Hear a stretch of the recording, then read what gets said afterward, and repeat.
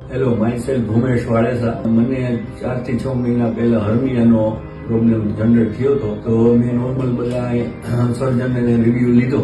પછી શરૂઆતમાં મને બીકે હતી કે મારે ઓપરેશન કરાવવું કે નહીં. બધા સર્જન એમ કે ઓપરેશન કરાવવું પડશે અથવા ફરજિયાત હતું, એટલે મેં કન્ફ્યુઝ હતો. પછી આફ્ટર સો મેની રિવ્યુ મને કન્ક્લુઝન એવું નીકળ્યું કે કાર્તિક સર છે એ આના સ્પેશિયાલિસ્ટ છે અને એ ફર્સ્ટ ગેસ્ટ્રો સર્જન છે ઇન રાજકોટ કે જે આ કરી શકે છે.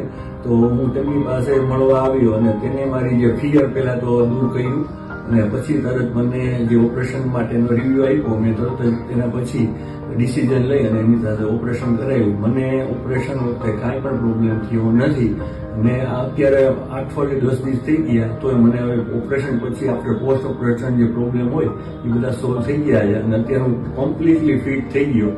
એટલે અત્યારે હું લગભગ 42 નો છું, પણ લાગુ છું ત્યાં 22 નો. 20 વર્ષ ડાઉન થઈ ગયું.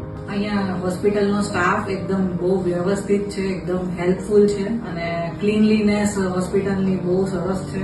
બધા જ પેશન્ટ અને એના રિલેટિવ આવ્યા હોય કોઈને કાંઈ પ્રોબ્લેમ થયા વગર એકદમ સારું મેનેજમેન્ટ છે.